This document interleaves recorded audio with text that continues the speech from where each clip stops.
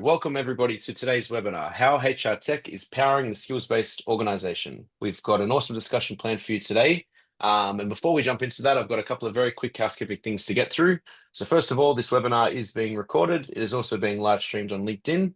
So if you can't make it to the end of today's session, or if you'd like to share it with one of your colleagues, you can do so tomorrow, as we'll be sending you a recording link to your email. For those of you who are on LinkedIn, check your email messages. We'll be sending it there.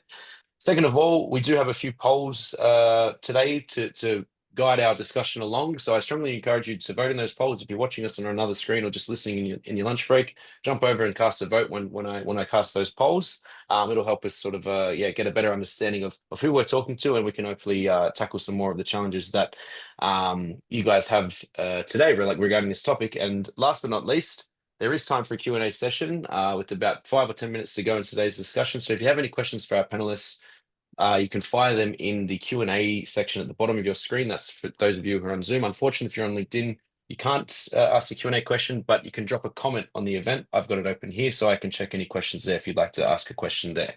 So now that that's out of the way, I will start with our introductions of our panelists. I might start with you, Soraya. So could you just give us a quick introduction about yourself, please? Hi, everyone. Thanks for inviting me to the webinar. So my name is Soraya Espejo. As you can hear from my accent, I'm Spanish, from Barcelona, even though I've been working and living in different places. I'm an HR with more than 20 years of experience, work with more than 50 countries during those 20 years. And well, I think that I've been one of my superpowers, how today's call is transformation.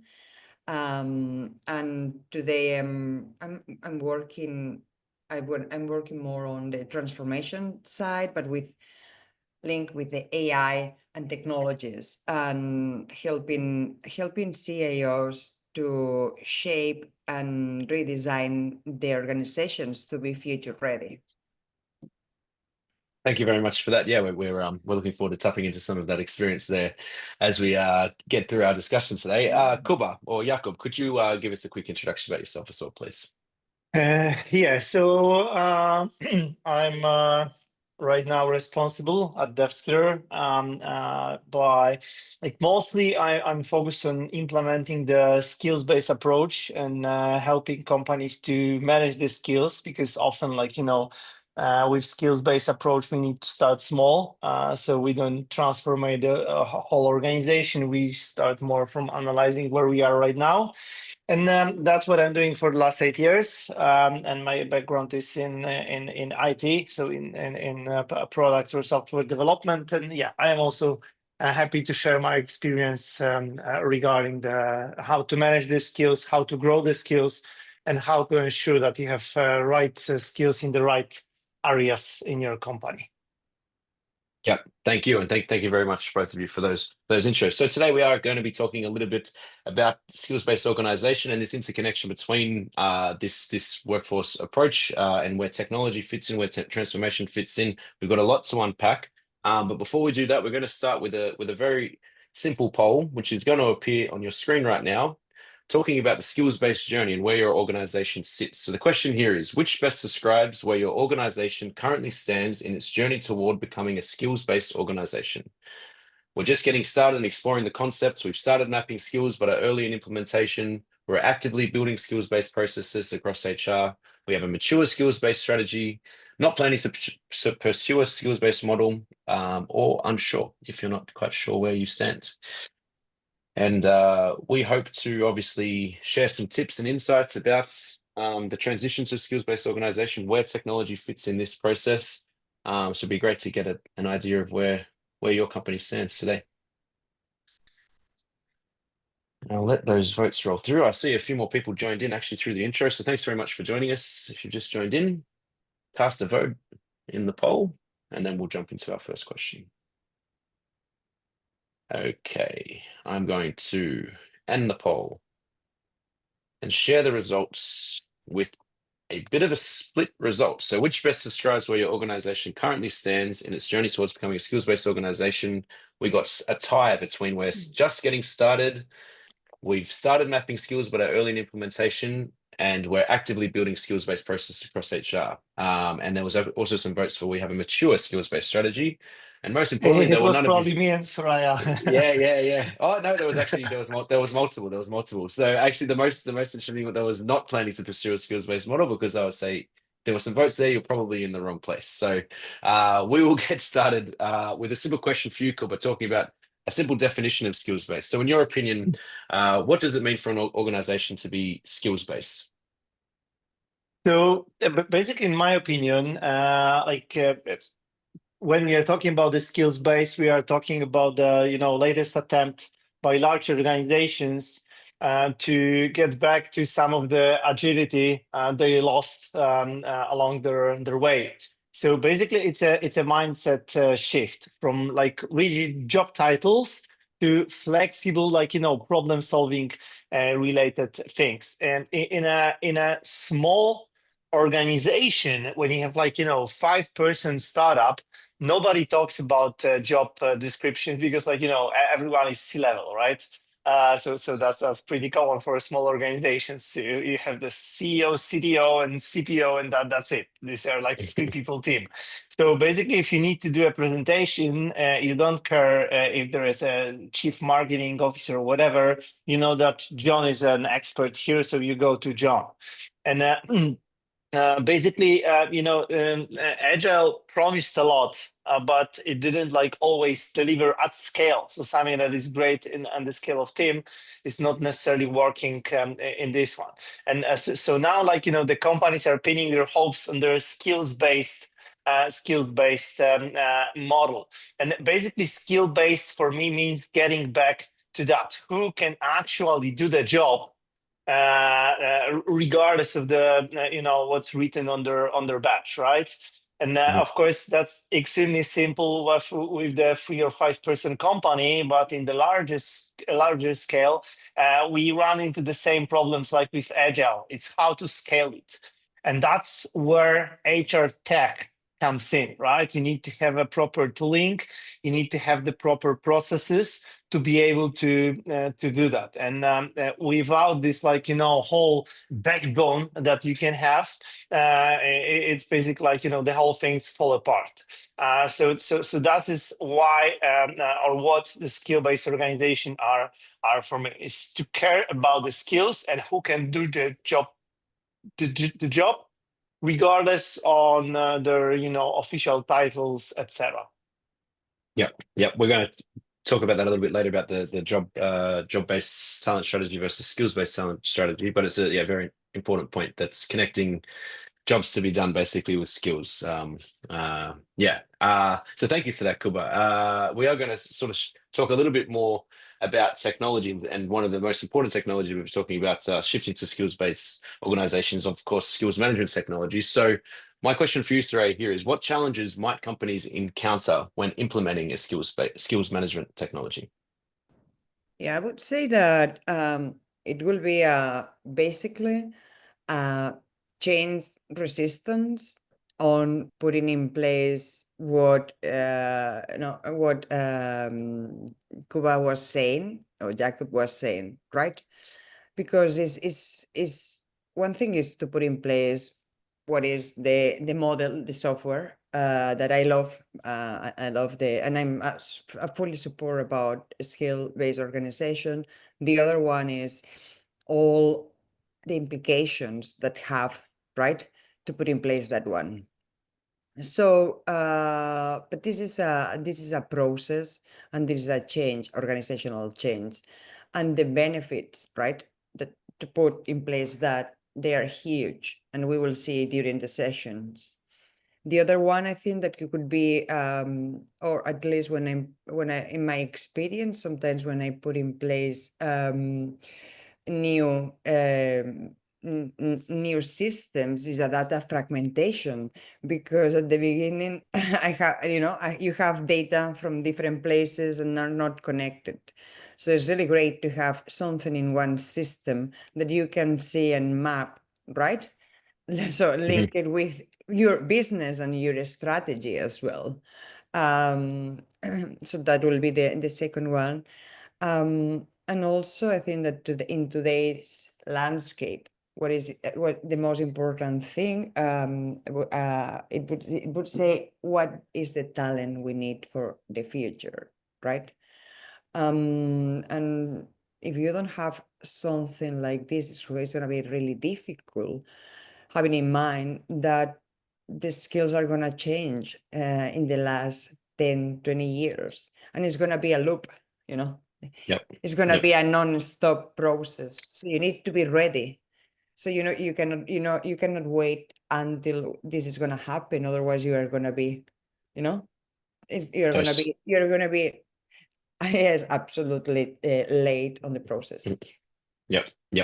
We talk a lot about it at DevSkiller about skill visibility, and it's kind of the starting point, I think, with a lot of the things that you talked about, with connecting these, like with fragmented data and different processes and stuff like that. But it all kind of starts initially with this skill visibility. But I think the other really important point you made there is about the change, and it's the biggest challenge, I think, because it is a change management process. You need buy-in from the top down, and that's a huge challenge in itself. So yeah, thank you very much for that there. Also, I should point out I'm going to refer to Jakub as Kuba throughout this throughout this webinar. That's just because that's what we call him here at DevSkiller. But just in case anyone's thinking I'm referring to the country, I'm not. I'm referring to Jakub. But speaking of you, Kuba, I'm going to ask this next question here too. Obviously, you've had a lot of experience with our customers with implementing skills-based approach.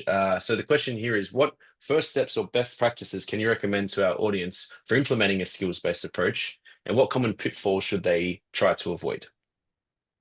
Yeah, so basically there is no one size fits all answer, because it really depends on what you want to do, where you are as a company, and if you want to approach this as a top-down or bottom-up solution. And both approaches can work, but you need to be very clear about your goals, about your resources that you can allocate, and the workforce that you have. And let's split it into those two approaches. So the top-down basically means that there is the full transformation approach that is triggered from the board, from the C-level, and that's basically we need to do that as a company. That is key if we want to stay not go underwater, etc. So basically, if you are in this full journey, you start with laying this groundwork. So you define the skill profiles. You really do a lot of workshops to ensure that the skill profiles that you are defining. So this is something that is known as the skill mapping. We call it more as the job position, the composition into skills. That's something that you need to do at the very beginning. And thanks to that, you can map out what capabilities do you have in your organization and what you actually need to succeed. And after doing that, so after building these job profiles, you ask or you kick off the project, and you ask your employees to self-assess them to get a sense of what you have today. And they are assessing their skills, both that are related to the job profiles that you just built and all the other skills that they have due to their passions, recent experience, or something like this. And then you follow up with manager assessment, peer-to-peer assessment, expert assessment, etc., to get more let's say reliable data. Of course, the reliability of this data is strictly related to the quality of the skills model that you have. And of course, the more granular skills, the better is the quality. Because if I will ask you, Justin, what do you know and what's your rating of your skills around marketing, it's hard to answer that. It's I'm pretty good. But if I will ask you, what's your knowledge related to the I don't know, trends or the SEO keywords, then it's a more detailed question. It's much easier to answer that, and your answer will be much closer to reality. So that's the next point. Then it's all about connecting the dots. So I don't know, workforce planning, development paths, aligning everything with your strategic goals, etc. But it's not a quick fix. It's like long game, and it needs really a solid foundation. Then you have like the other solution, which we called like a bottom up. So fast start approach. We really need to something like today because we are screwed, and help us. There are some customers who are reaching out to us. We say, okay, we started thinking about a skills-based organization 3 years ago or 4 years ago. We did nothing except like many meetings, and now we are screwed because AI is like, hitting the market. We have no automation at all, and the customer acquisition costs or customer return costs are killing us and killing our business. So help us. And then of course the approach is totally different.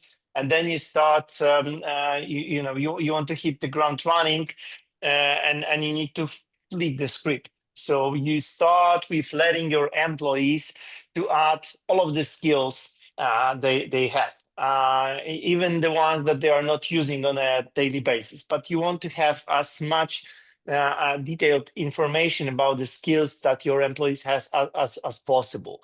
And of course, that's the first moment when you will be surprised with some hidden strength that will come to the surface, and you will realize that a lot of your employees are pretty skilled in terms of the automation, AI. They are just not using that because your company is not ready or was not ready yesterday to use it. And then after collecting all of this information, you start with grouping those skills into cluster or into skills profile.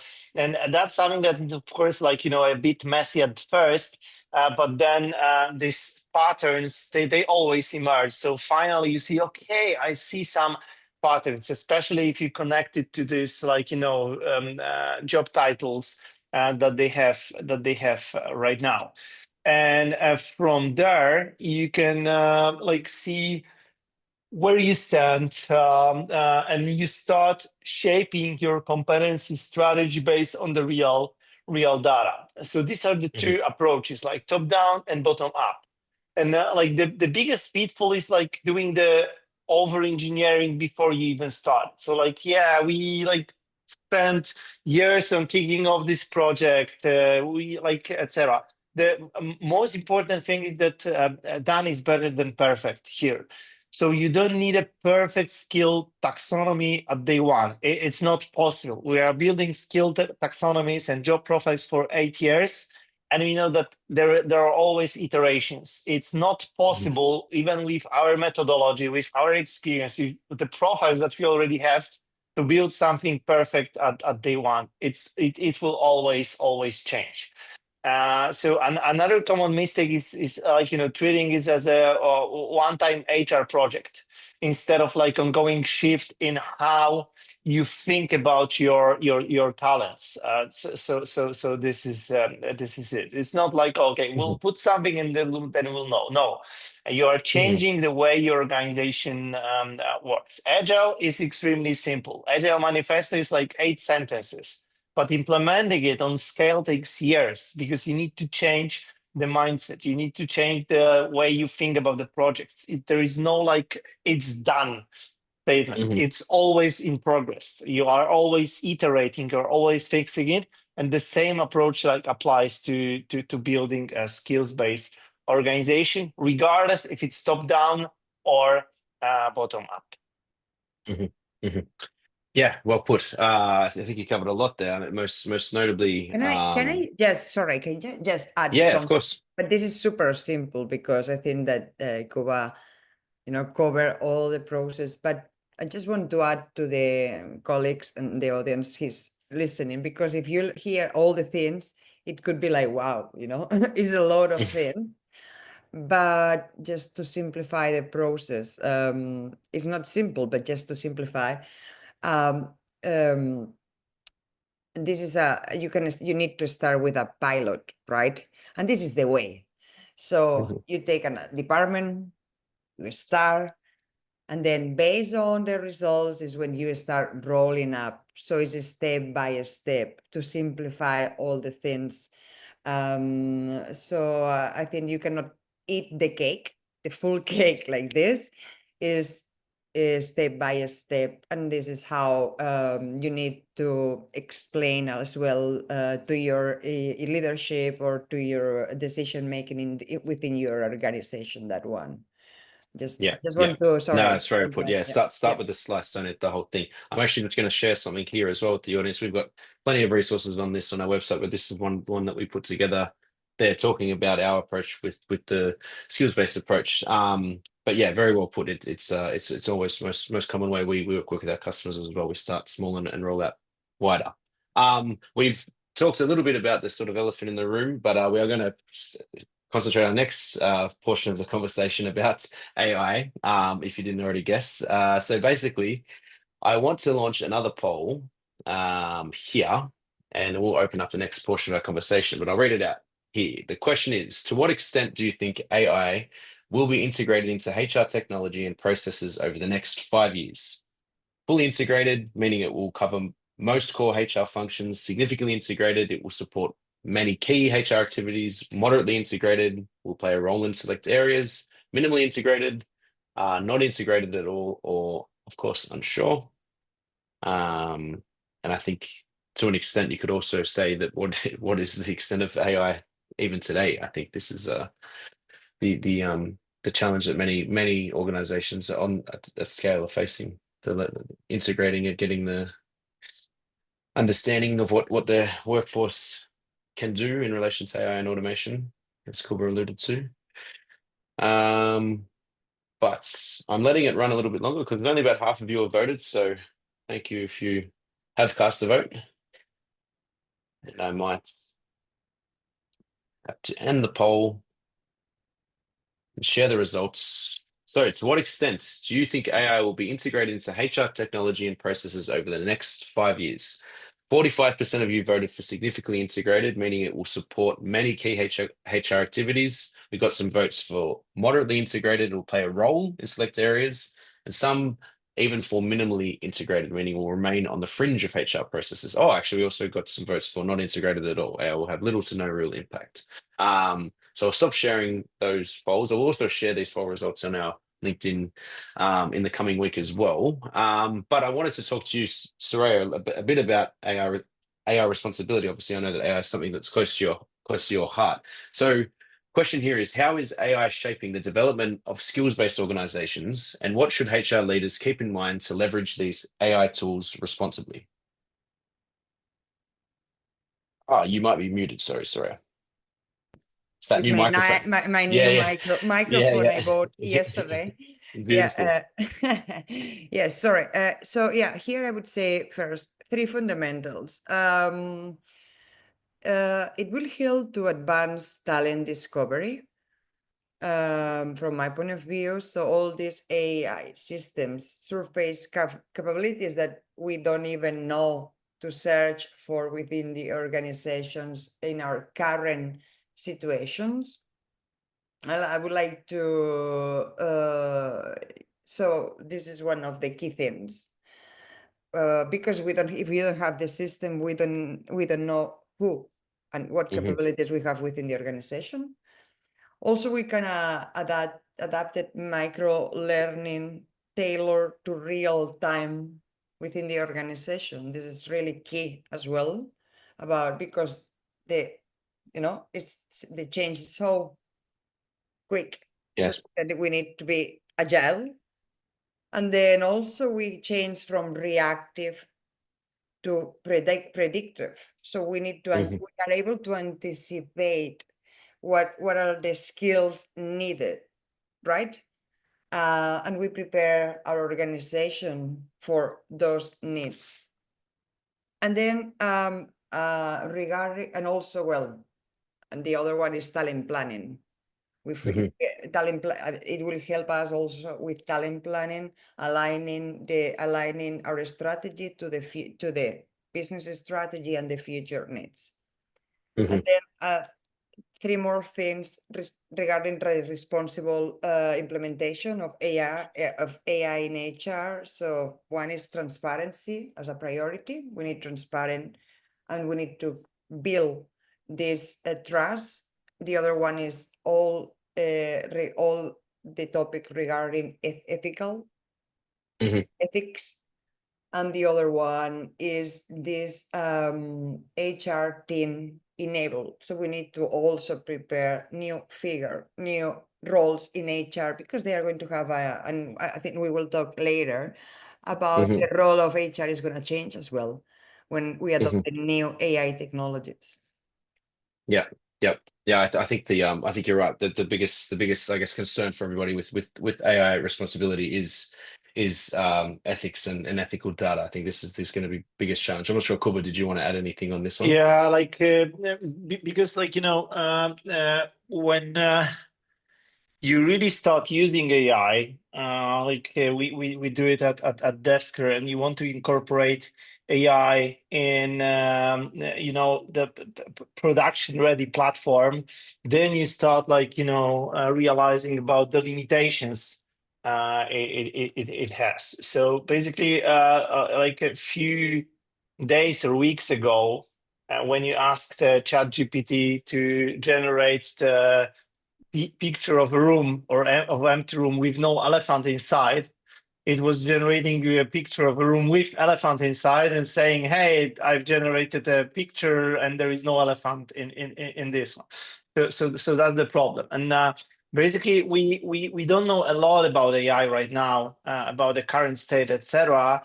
But there are researchers that are saying that there are 5 stages of AI maturity, development, etc. While the first stage means that AI is like, on the level of someone who just graduated primary school, right? And right now, if we talk about those 4 or 5 levels, we are somewhere between the first and the second one.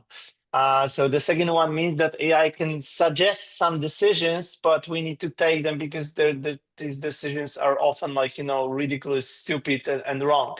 And so that's the case. And if we talk about using AI even for very simple stuff like software development, that in many areas is pretty simple because you just copy paste and glue different pieces of code that you can find online.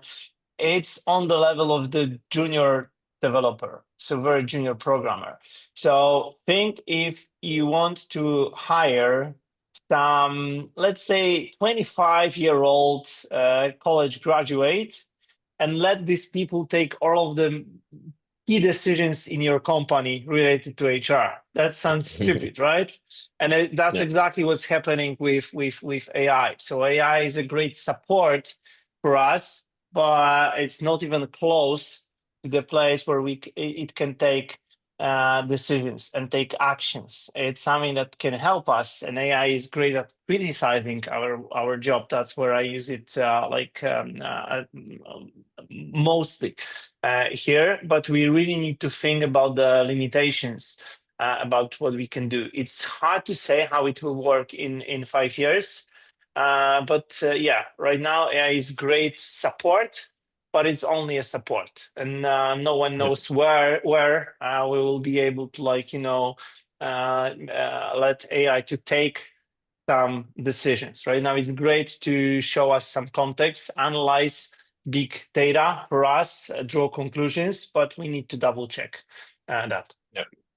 Yeah, I mean, it's a good point you raised. I just got shared something this morning, actually, talking about the different stage of where AI is. I don't know if the audience has heard of a company called Klarna. It's a massive post-payment financial services company, and they're actually dialing back their AI first strategy, primarily using customer support because customers have been so frustrated with the outcome of AI. So I think it's I think even as if we're talking about responsibility, I think there is this responsibility to understand that AI is in its infancy, especially if it's getting introduced into HR processes and stuff like that. So there is this level of guaranteeing the outcome of what it's producing rather than just letting it you do the work for us. We're nowhere sort of near that stage. So yeah, very, very good point that you made there, Kuba. I am going to move along.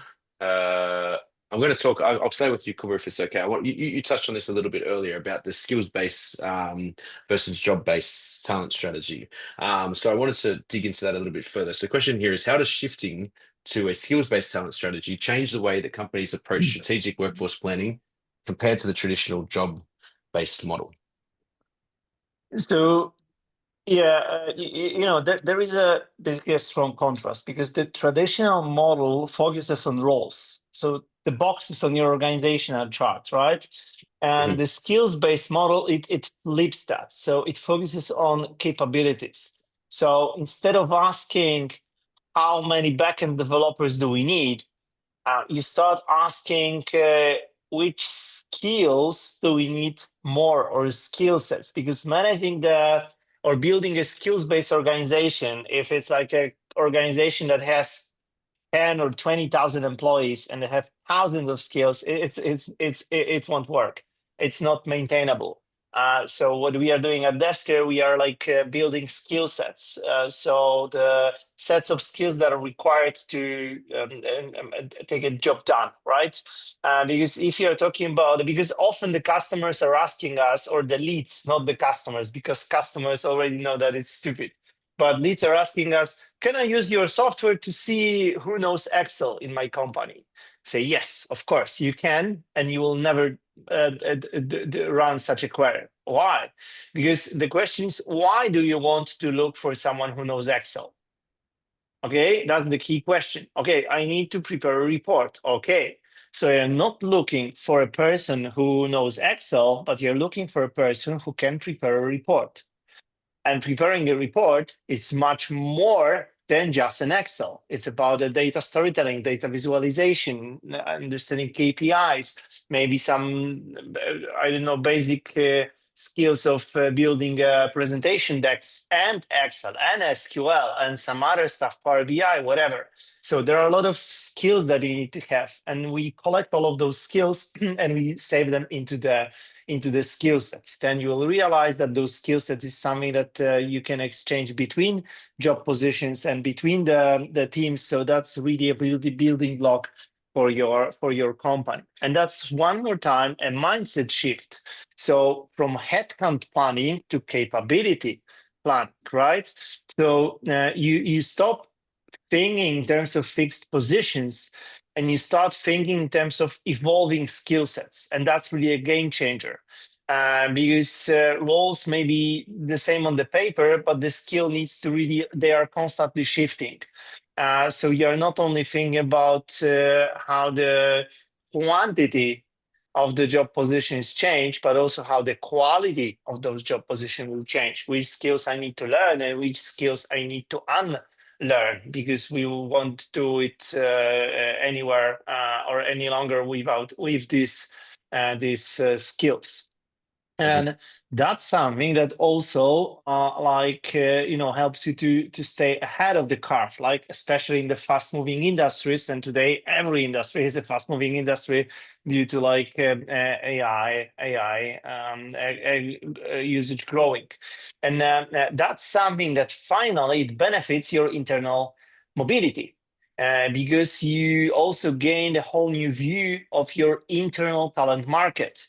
You can spot who is ready to grow, who can pivot, who should pivot, and where you can move people instead of letting them go. So we know that we won't need anymore such huge, customer support teams, but it's good to keep those people inside if we'll need to move them back to the customer support because we realize that AI is not doing it's perfectly. Basically just because the team is widening, it doesn't mean that these people needs to be laid off. It may be an opportunity for smart relocations, especially that often in these new areas, it's not possible to just buy talents on the market. If you are moving from on-premise to cloud, It's not that you can just like, fire 300 system administrators and hire 300 DevOps, because there are no 300 DevOps in a single country. So that's not possible. What you can do is you can hire 30 DevOps engineers and reskill 100 or 200 others that you have, and they have 80% of the skills they need already. So you need to start looking at that. And that's something that makes your internal mobility not just possible, but strategic, right? And that's what we are changing. And basically, like, skills-based planning gives you options. In these uncertain times, options are gold. You want to have a choice. If you want to move people, who you want to move, which skills you want to build, which skills you want to automate, etc. Yep. Very well put. I think back to your early example about Excel, I think you could even go even more granular. We talk about Excel is like, can you create a table or can you do a VLOOKUP? You know what I mean? So it's this this granularity of the skills is critical. We will move forward, just being cognizant of time. Also, just wanted to remind everybody, if you do have any questions for our panelists, you can fire them into our Q&A anytime throughout today's discussion, or if something comes to you later, you can email us at hello@devskiller.com. We'll be happy to answer any of your questions. Going to talk a little bit more about HRTech and skills gaps with you, Saraj. So Kuba touched a little bit on the connection between upskilling and reskilling between and internal mobility. But I wanted to talk first about how HR technology can help identify skill gaps, and then how that leads to effective reskilling and upskilling programs and broader workforce management strategy. Okay, so I would say that in terms of the first thing, how HR technology help employees for new opportunities within within the company. That was the question, right? No, more about skill gaps. So like how we can use the technology for skill gaps, and how this relates to reskilling and upskilling. Okay. Sorry. Just how can we use for skill gaps, right? Yep. Okay, understood. Well, I think that so it's helping us to understand what we have today, right? So what we have today for each employee, and it helps to us to do to make recommendations about what is the best thing for each person. So, and this is of course specific learnings, for example, the resources based on individual gaps. That's one of the is a personalization, right? More than before, that it was like, okay, we give training for training. And then also it helps to because this is important, and it's regarding to that one. It helps employee to complete also self-evaluations. So that is an important topic. What I'm saying that because it's also aware employees to make, individual plans, and to also to build their own career path. And this is another key thing that that one. Also, this is an advanced skill gap analysis, because this system analyzes both structured and unstructured data to map the analysis existing skills. Definitely is when you make a whatever project, right? And as Kuba was saying, you are adopting new AI technologies, or like customer or whatever, you have a new project and you have the current one, and then you see the gap about what you need to do regarding your current employees. Also, it helps for specific projects, for assignments. So I would say the core shift is from static to dynamic, from predictive to adaptive, and from structural to fluid. So it's I think is a great benefit for employees, but of course they need they need to see that, and you need to explain the benefit to them.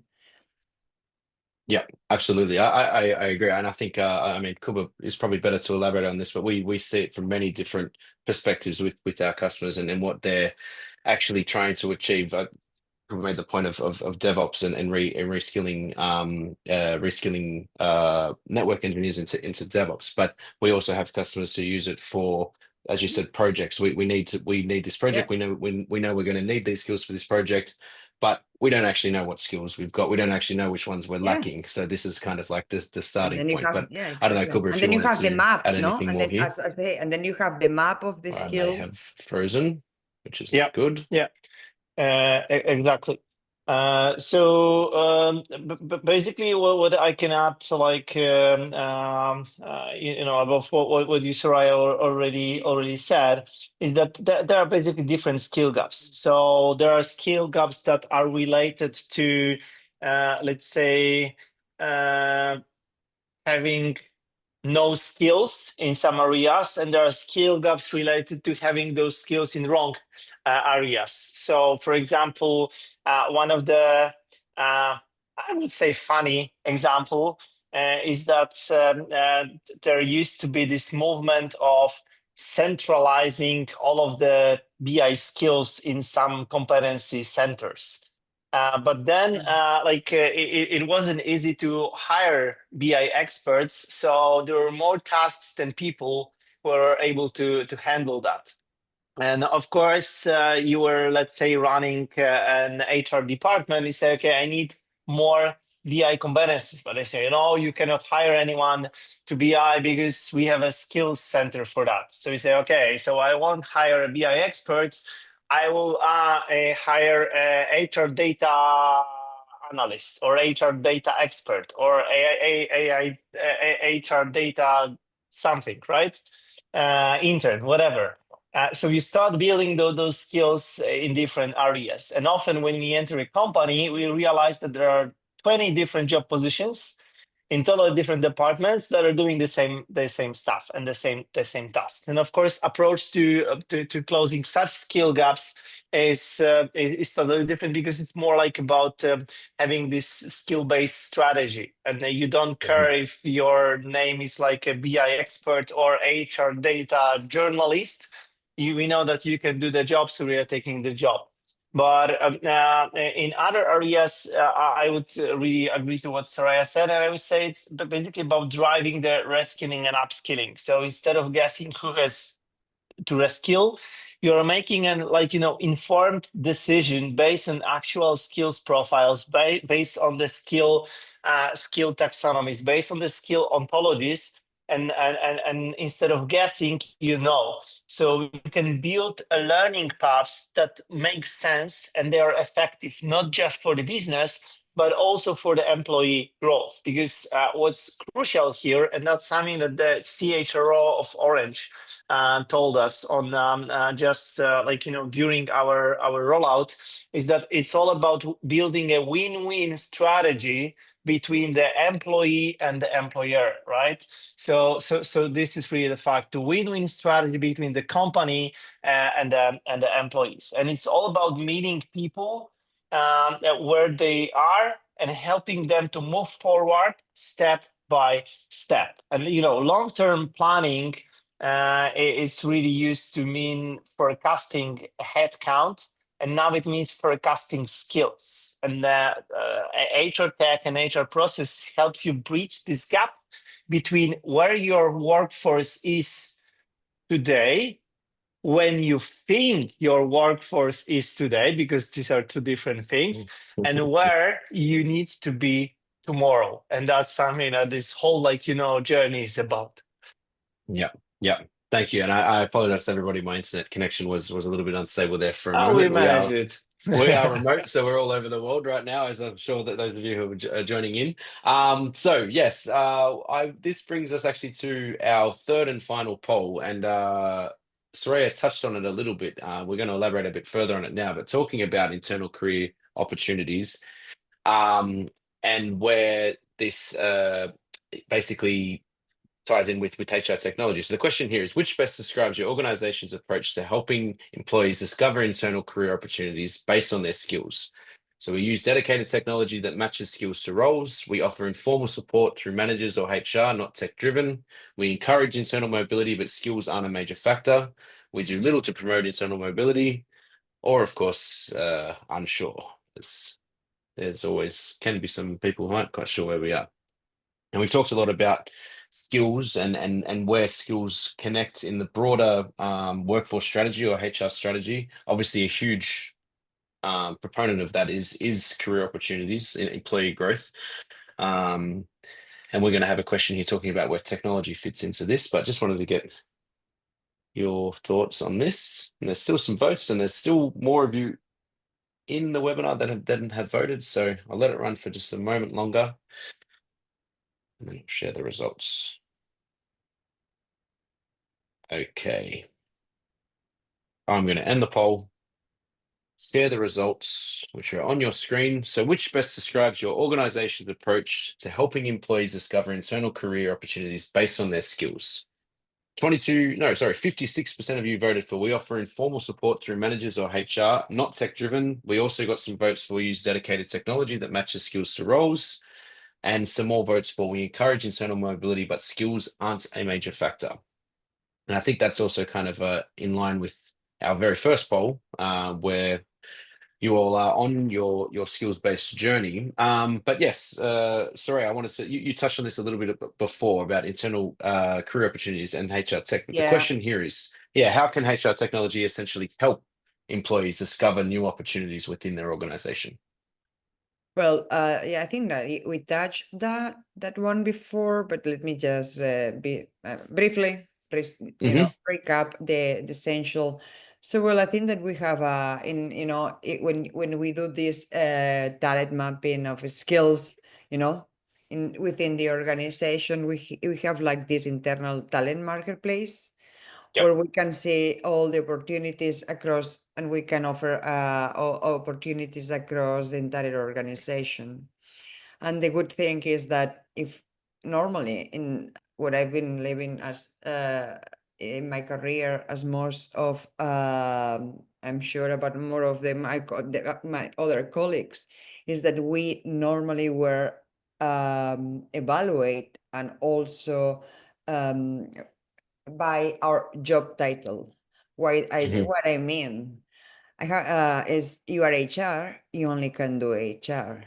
You are marketing, you only can do marketing. And this is something that in Europe was like, I had the only opportunity in my life that I changed from HR to operations, and that was my vice president American one, but this is not a normal thing. I think that with this the skill-based organization, the whole point is not to see what is your job title, is to see who and what are you able to do. And that is a completely mindset shift about the organizations. I think this is powerful because yes, there are many people who can do other things. No, and and the title is. The second one is what we discussed before is, and to do that, by the way, that this thing that we were discussing, giving opportunities to people to be part of different projects that they don't have to be within their department, right? Because they have different skills, or they've been training in different skills by themselves because they choose to do that because they want to do other things or different assignments. Our talent can be more motivated, they can do other things, and they can have gain skills that for us can be useful as the CHR in Orange said, and is a win-win strategy for both. We have also retention. Our retention is going to grow. So I think that is a really good and also I think the most important, another important thing is the powerful thing about you as an employee. You're the one also who can handle your development plan, right? With a lot with recommendations as well. You have a visibility about what you can do. I think that is the three key main points I want to mention here. I think also what I can add here is that I always smile when I hear like, oh, it's above my pay grade. Because often people are saying that because they are afraid or they were like, knocked down when they try to do something extra. I love people who are doing stuff beyond their or above their pay grade, because it means that they want to grow, and they want to learn new things. So that's cool. And if the organizations are banning that, they are shooting themselves into two knees, simultaneously. Yeah, I think you as well, Kuba. I thought you were actually going to mention your point about one of your presentations earlier this year. You talked about looking at Justin for Justin, not Justin as marketing director, or John as sales director. Look at the person, not the title. And this is really important. And there's Yeah. much more that goes into people, especially professionally, than meets the eye. So if we just only treat it as a job and as a job position, it's a kind of dead end street which it shouldn't be. And that can be. That's where frustration grows with employees, and that's where you get people leaving and stuff like that. So this is And really if we important. want, sorry, if we want to treat the new generations Yeah. based on job titles, It won't work. I can't tell No, it you won't work. that Yeah, it's yeah. not going to work at all. So just, No, no. we Yeah. need to Yeah. make a reflection on that one, because they are, they are not job title. Yeah. Kind of people. Yeah. Yeah. Exactly. 100%. Yeah, there's so much information online. Basically, you can Oh, learn, yeah. pretty much anything with if you put your head down and do the research, you can find basically Absolutely. a lot of stuff online. Okay, yeah, we will move forward. You touched a little bit, I guess, when you talked about your top down and bottom up approach before, Kuba, but sort of honing in a little bit more, maybe for the top down approach. Question here is, how can HR leaders build a strong business case for moving to a skills-based organization, and what benefits should they highlight to gain buy-in from the C-suite? Okay, so one more time, no silver bullet here, and because different companies have different problems, they have different challenges, and of course, we don't want to sell something that is useless, because that's a short-term solution, we want to really find and figure out if the solution that we are thinking about is really the best solution for the problem. Because often, as human beings, we have this approach when we find something cool, find something that we want, not necessarily need, and we are trying to adapt it. It's like it's a standard case in development when where companies run into something that is called CV-driven development. So we put technologies that are good looking in our resume. So we don't want to do that. So basically, the first thing is think about the real challenges of your company, and think what is really holding you down, and what's slowing down the growth of your company. And then we have the problems, right? And if we have a problem, then let's think about the money, because it's really about the KPIs, it's really about the ROI, etc. So if we have, I don't know, if our problem is related to losing good talents, because the good talents are leaving our organization, then we can easily calculate how much money do we lose on this unwanted mobility and churn of the good employees. What we can gain, but improving the retention of these top talents, and that's something that you can really calculate. And if you can say that, okay, our let's say the drop rate of the top talent is, let's say, 5%, then we know that to replace the top talent in the organization, we are talking about the annual salary, right? So if we have 1,000 employees in our company and we are losing 5% of the talent that we want to keep in the organization per year, it means that we are losing 50 people per year, which means the cost of replacing them is around 50 FTE. And there are researchers who are saying that it's closer to 150, because it's tripled the salary. And that's something that you can calculate into money, right? Because if we'll say that the average, let's say, salary for those people is $40,000 per year, then it means that on rotation here, we lose $2 million, right? And then if you can find a solution that costs, let's say, $200,000, it means that the ROI of this solution is like, 1 month, right? So in 5 weeks, this solution will pay all of the costs of this implementation. And the problem that I see from my experience, because that's how you build a business case. Like, you focus on the challenges, you calculate them to money, and you show the solution.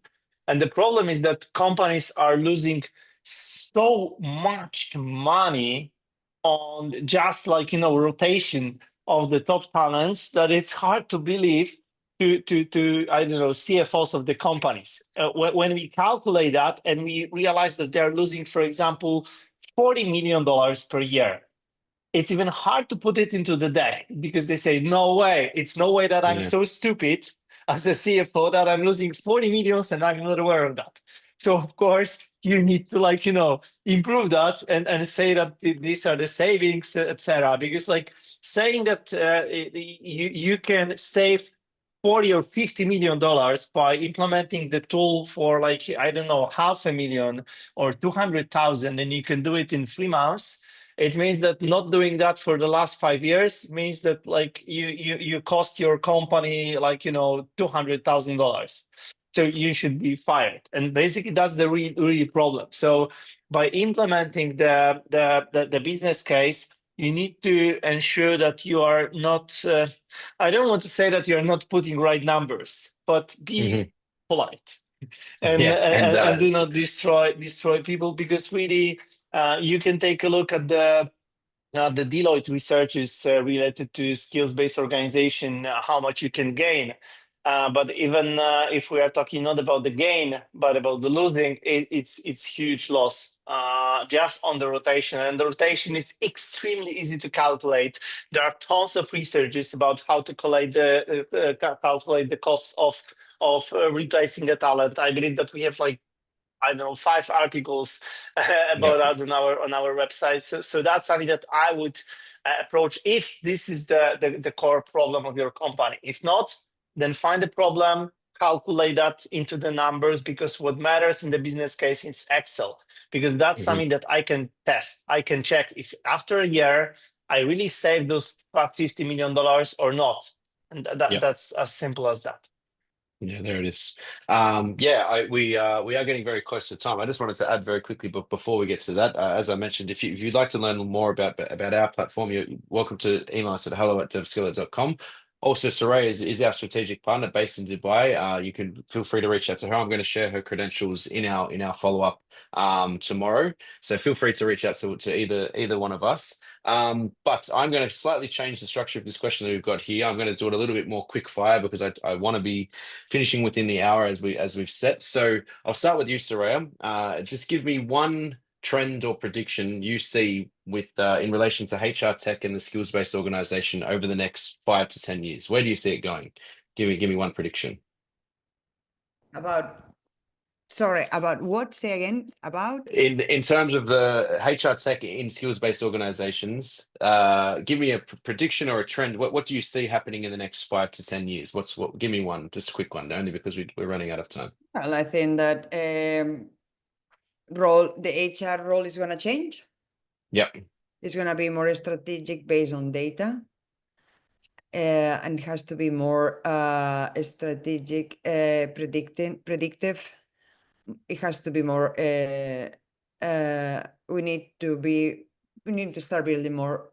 I like that one. We need to start building more business case and putting in place that data to start implementing those things. And another one that I firmly believe is there is a big link between CEO, CIO, and this HR directors. And this triangle is the one who is going to make successful in implementation. Thank you very much. Kuba, what about yourself? Give us a quick prediction. I would agree to what Freya said. Basically, HR needs to be more strategic, because really the simple stuff will be handled by AI. So we don't need to spend any more time on looking who should we include in our 360, because AI will know it and will just like need to approve it and do that, and really a lot will change. So it's dynamic environment that we are right now. The skills are constantly changing. The half-life of the skills is going down to like some crazy amounts, like 6 months or something like this. And really HR needs to think how to build the environment where we can adapt, because otherwise we'll die like dinosaurs.